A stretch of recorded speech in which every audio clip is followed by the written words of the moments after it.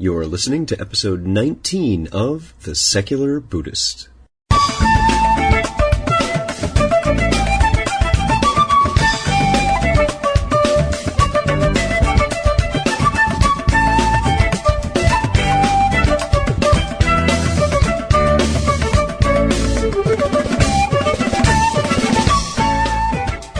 Welcome to The Secular Buddhist. I'm Ted Meissner.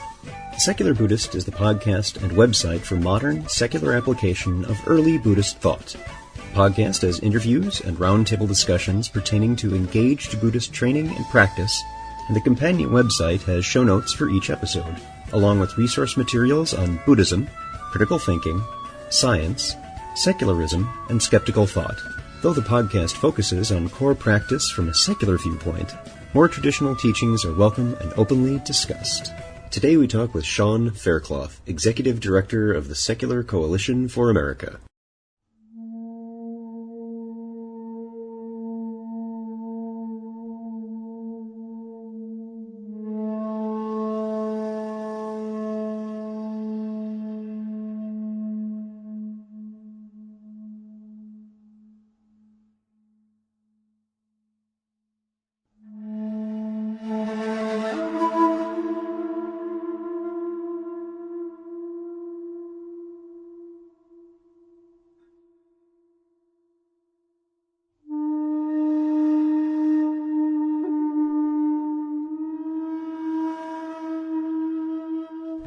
Hi everyone. I hope you're having a good holiday weekend if you're in the States. And I just realized through a happy accident, today's episode is about the very independence we're celebrating. See what happens when I get a whole 4 hours sleep? As Buddhists, part of our practice is seeing things as they are. Whatever comes up, observe it as it really is, neither accepting nor rejecting. And, as many of us have experienced directly, what we discover more often than not moves us forward and helps us grow. Today that's what I'm going to ask you to do, to listen to something that may not be comfortable, but has an impact about your life, even though most of us, me included, have little awareness of it.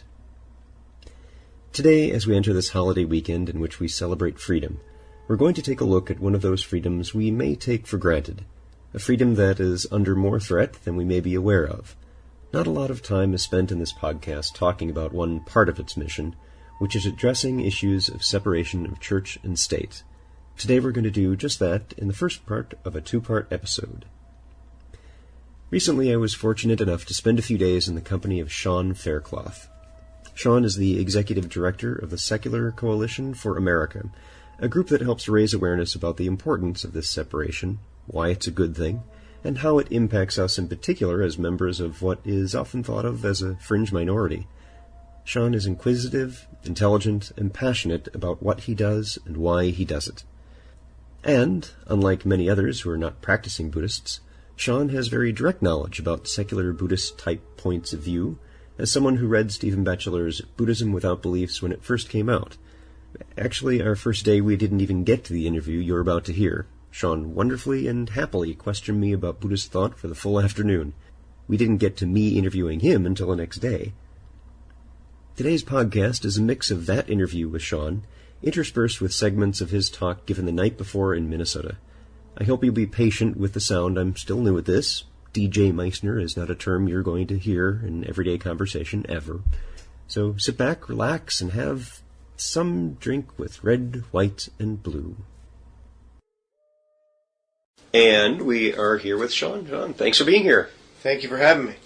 So one of the things I wanted to ask is, what is your background and how did it lead to your involvement with the Secular Coalition for America? Well, my background, I served 10 years in the Maine legislature, and during that time, especially during 6 years on the Judiciary Committee, I saw the effectiveness and the presence of the religious right. And in that situation, I became increasingly energized that there should be a voice for secular values. But at that time, I was completely unaware of it. and was unaware of it when I served on appropriations, a powerful committee where you'd expect to be lobbied. I was elected majority whip where you'd expect to be lobbied. And yet. No secular organization or person ever identifying themselves as such lobbied me in 10 years in public office. And then I saw this article in the New York Times, April of 2009, I believe it was, that among other things, featured the Secular Coalition for America. And I said, that's what I was thinking should exist. And I threw in my resume, emailed that in, and things happened as they did. And I was selected to be executive director. And it was very exciting. And for someone who I've been a non-believer since I was a teenager, so it's been very exciting for me to have this position. So what are some of the things that are the vision and mission of the Secular Coalition for America? Well, centrally, our mission is to increase the inclusion and acceptance of non-theistic Americans and to lobby for the separation of church and state. That's what we lobby for. And it's a fantastic mission. I enjoy every day that we can advocate on issues that I believe in 100%. I bet you there's a lobbyist or two that can't say that. I can. So that's very nice. But I'm also executive director of the organization, and it's the Secular Coalition for America. And that, I'd say, is another very important component. We at the Secular Coalition for America serve these 10-member organizations, and that's what I consider myself. I'm the employee of all the 10-member organizations. I'm the employee of the members of those 10 organizations. So I'm a servant of others, if you will, in advocating for a secular worldview and for separation of church and state. But that's a really big part of what we do. Is I feel that the Secular Coalition serves an important role in helping to bind together those 10-member groups, because there's been a history sometimes of splintering and infighting and all of that in the secular movement. And Secular Coalition for America is really a binding agent. It sort of rises above that. And that's a very exciting part of what we do as well. You and I were talking yesterday about that we're very much in agreement that we move further forward when we're building bridges, right, rather than inspiring conflict. And so it's inspiring to see that sort of action is taking hold, and that you have member organizations that are helping that. And there's some mix of kinds of organizations you have as well. Right. We have a whole range. We have everything from Society for Humanistic Judaism, which is a religion legally. Go to the IRS and you can check it out. They are actually met a couple of their members last night after your talk. Yep. Exactly. And that is interesting to some when they first hear that, because it is a non-theistic religion. Ethical Culture, another member of our coalition, is a non-theistic religion. The other 8 are 501c3s. But we have a broad group, because we also have American Atheists, and it stuck with me that a leader in American Atheists said, we are the Marine Corps of atheism. We storm the beach and tell them, the 5-10 reasons why religion is wrong. But what they mean is theism. And so what the Secular Coalition does is bring together this diversity, that is the Marine Corps, if you will, brought together with these, what are religions, and they all work together and in combination in this rubric. And so that's really a positive for what we're doing. And in fact, speaking as the secular Buddhist, non-theistic religious organizations, that makes perfect sense. Right. People who are listening to you. Yes. Exactly. And that's, our board is continually, we have a criteria for future member organizations, and that's not my call as executive director, that's the organizations, and it goes through an entire process. But that if it's a national organization and a non-theistic organization, then that's sort of a important couple of hurdles to the possibility of an organization joining us. Now, the history of this separation of church and state is something you talk about. Mm-hmm. So let's listen for a minute to Sean's conversation, his presentation that he gave the other night, How to Change America, Humanism, Secularism, and Social Action. What we want to do is we're going to do a little, as Einstein would call it, a mind experiment here. And we're all going to be political consultants in this room. And we're going to pick a candidate for the United States Congress. Let's have the gentleman in the back there with his arms folded. You. Yes, you're our candidate. Wave, smile for everyone. Yay. He's going to be our candidate. And we are going to do everything we can as political consultants to help you in your campaign. And you know what the first thing you're going to do? Well, as majority whip of the Maine legislature, it's my job to recruit candidates. And the first thing we do to help our candidates is we call it vetting you. We help you. We see if there's any little John Edwardsy kind of things going on. You know, just asking. You know, and we are going to Google away and continue to research until we find everything you ever did or said. Because we're helping you. We want to know, before the other side knows, some of the things that you have said. And you know, we found some statements you made, and I want to quote them back to you here. Quote number 1. The clergy dreads the advance of science as witches do the approach of daylight. A little bit strongly worded, fella. Quote number 2. Religions are all alike, founded upon fables and mythologies. You're really not very diplomatic. Quote number 3. Christianity is our particular superstition? Whew. Boy, in the rural parts of Minnesota, I wonder how that's going to go over. I don't know. So in the real world of American politics, for our U.S. Congress candidate in 2010, what are we going to say about their chances of getting elected to such a high public office? Well, I'll tell you what I'm going to say after 10 years in politics. Leave that $10,000 check at the door, thank you very much. And maybe you could find a career in accounting, candidate Thomas Jefferson, because every single quote is from Thomas Jefferson. And think about this for a second. Thomas Jefferson, some guy in a powdered wig, is more modern. He's more modern than we are. He was more modern in his thinking than we are in 2010. That's the situation we're in. Thomas Jefferson, one of our greatest presidents. Thomas Jefferson, many would say our smartest president. Thomas Jefferson might be lost to us for public office because the author of the Declaration of Independence dared to think independently. That's the situation we're in this country. And how do we get there? Here's one clue. 1984 at the Republican Convention. Of course it opened with a prayer, you know, to the thousands in the hall and to the millions watching on TV at the 1984 Republican Convention. And here's what the minister said, and I quote, "There is no such thing as the separation of church and state. It is merely a figment in the imagination of infidels." Infidels, I guess, like Thomas Jefferson, who came up with the phrase, separation of church and state. Now, consider this quote. "In no instance have the churches been the guardians of the liberties of the people." James Madison, father of the Constitution. Thomas Jefferson said separation of church and state. James Madison said total separation of church and state. You know, Thomas Jefferson was tall and he was handsome. He played the violin. Chicks kind of dug him, you know, that sort of thing.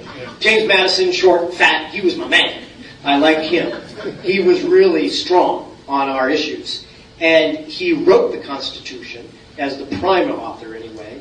And then he believed and spoke for those values for the rest of his life, including as President of the United States. Recently, some of us were kind of pleased because President Obama made less of a big deal of the National Day of Prayer than did his predecessor, George W. Bush. James Madison said, "I don't think there should be National Days of Prayer. I don't think it's a good idea to have them." That's the kind of thinking that we had from the father of the Constitution. The Secular Coalition for America right now, on your behalf, is lobbying in Washington to stop proselytizing by fundamentalist chaplains in the United States military. James Madison said he didn't think there should be chaplains opening up legislative sessions. He said it would lead to majority tyranny. He opposed the concept and said so. The Secular Coalition for America right now, the 21st century, is lobbying on your behalf to fight against funding for faith-based initiatives, to oppose proselytizing and discrimination by taxpayer-funded faith-based initiatives. James Madison, one time James Madison said that even when there was not a penny of tax dollars involved, that James Madison would veto legislation where the government gave to a church a governmental function, even though no money changed hands, because he said just even that was too much of an intermingling of the functions of church and state. That it gave legal agency in carrying into effect a public and civil duty, close quote. Those are the values of James Madison. But I was on talk radio not too long ago, and someone called in after I was talking about Jefferson and Madison, and they said, well, those are just two guys. All right, okay. So let's go with that. Let's go with that for a second, all right. And let's go to Adams, who was probably the most Christian of our early presidents. And here's what John Adams said. The United States is the example of government enacted on the simple principles of nature. Government founded on the natural authority of the people alone, without a pretense of miracle or mystery. And that this is a great point gained in favor of the rights of mankind. And it was John Adams, as many of you know, who signed the treaty that was unanimously approved by the United States Senate, approved by his Secretary of State, that said the U.S. government is, quote, not in any sense founded on the Christian religion. Not in any sense. And that language was approved by his predecessor in office, George Washington. So Washington, Adams, Jefferson, Madison, these were leaders and thinkers of the 1700s Enlightenment. And that sometimes made them lightning rods. And if you remember Ben Franklin, it's an apt analogy, right? Invented the lightning rod. And when he invented the lightning rod, there were letters to the editor from clergy on both sides of the Atlantic saying, how terrible, you're stopping the lightning from hitting the sinner. I'm not making this up. That's what they did. They wrote in and said that. They said that newfangled lightning rod is stopping the lightning from hitting the sinner. It's obviously a sinning new technology. Stop that. But yet, even though there were those voices out there, who won? Who won? We won. We won. A viewpoint that was the Enlightenment viewpoint. That's who won the elections in the United States of America. But then, in the 1800s, we started to see more of the rise of what nowadays we would call fundamentalism. And some of the younger, free-thinking type politicians didn't get the memo to zip their lip. One politician wrote, and I quote, "The Bible is not my book, nor Christianity my profession." That would be Abraham Lincoln, the savior of the Union, who never joined a church, and whose best friend and law partner, Mr. Herndon, said that Abe died an unbeliever. Now, I don't know whether Abe Lincoln believed or didn't believe, and it's not important. What is important is that if Abe Lincoln were confronted with his own words today, he would have difficulty being elected to Congress, much less to the presidency of the United States of America. That's the situation we are in. Let's turn for a moment to the Abe Lincoln of American letters, Mark Twain. What was the central crisis, the central conflict of what many say is the great American novel, Huckleberry Finn? It was that Huck knew, didn't speculate, he knew that if he helped his friend Jim escape slavery, he would be condemned to burn in hell forever. And Huck helped his friend escape slavery, knowing full well that that did indeed, in his mind, mean he would burn in hell forever based upon clear church teachings. But Mark Twain was no less clear. Mark Twain said, quote, "If there is a God, he is a malign thug." And Mark Twain said, "I cannot see how a man of any large degree of humorous perception can ever be religious." Now, I'm not saying that everybody has to agree with Mark Twain, but I am saying that Mark Twain has to be included. He has to be included as part of the great American tapestry. And one person who felt very strongly that he should be included was Jack Kennedy. Jack Kennedy, who went to Mass every Sunday, perhaps because he was having such a good time on Saturday night. I don't know. We love the guy, though, don't we? But President Kennedy said, and I'm quoting him, "America is where every man has the same right to attend or not attend the church of his choice, and that no church or church school is granted any public funds or political preference. Contrast Jack Kennedy's policies with the policies we have seen in recent decades. One of the most heinous examples is the Golden Christian School in Cleveland, Ohio. It's closed now. But with taxpayer money, their curriculum consisted entirely of watching videotapes with your tax dollars. That was the situation. So I think we can agree with Jack Kennedy that there should be no taxpayer money for religious schools. But I also believe that with our taxpayer-funded public schools, we should assign children. We should assign them to read the Bible. We should assign them to read the Koran, for sure. And then have them read the Constitution of the United States of America and ask these children which of these documents evolves, which changes over time, and which are embedded in ancient barbaric viciousness and violence and vindictiveness. America needs to be made safe for the ideas of people like Einstein and Twain. And politics needs to be made safe for the ideas of people like Jefferson and Madison. We need to follow two golden rules. First, do not to your neighbor what you would take ill from him. A paraphrase we've heard many times attributed to Jesus Christ. Good for him. But this quote comes from Pittacus, the Greek philosopher, 5 centuries before Christ. A second golden rule is the Constitution of the United States of America, particularly Article 6, Section 3, which says, and I quote, that officials shall be bound to support the Constitution, but no religious test shall ever be required as a qualification to any office or public trust under these United States. The beauty of our Constitution was that it was designed based on a theory of evolution. The Bible, the Quran, they reject evolution. Not just in a scientific sense. They reject evolution in a humanistic sense. No matter what new information we gain, no matter what more we learn, no matter more how compassionate we become as citizens of the world, those documents are cast in stone. Blacks, women, gay people, sorry, your application was received 2,000 years too late. Too bad for you. That's the situation with those documents. But Madison's genius, his genius was his humbleness in knowing that what he knew in 1787 wasn't all there was to know. So those are some pretty powerful words by people who were the founders of our country. And you had mentioned in specifically the Treaty of Tripoli, and again, for people who are listening to the podcast of iTunes, all of the things we're talking about here in the quotes and all will be linked and put on the episode page for this episode, so be sure to go take a look at that. And tell us a little about the specifics of the Treaty of Tripoli, because that one says very clearly that this... Well, the part that's most relevant to us is the part where it says that the United States is not in any sense a Christian nation.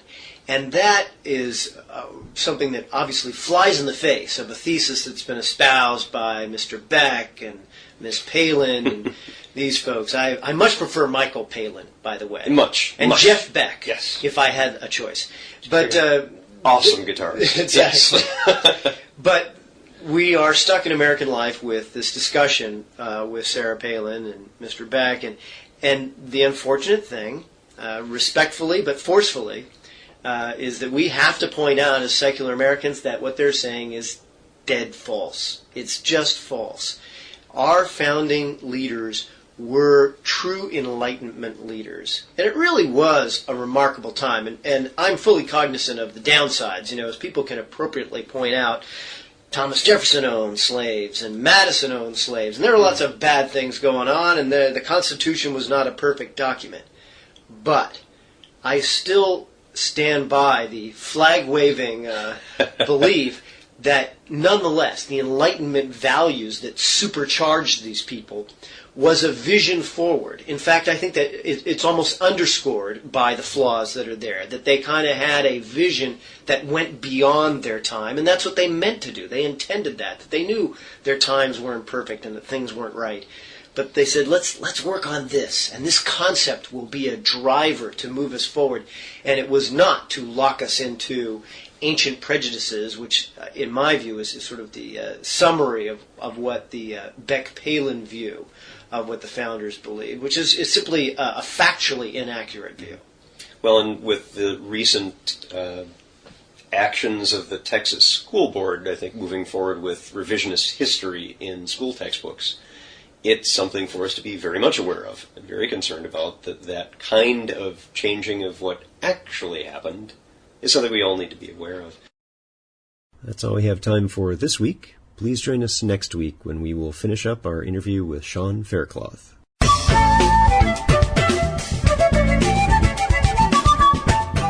Thanks for listening.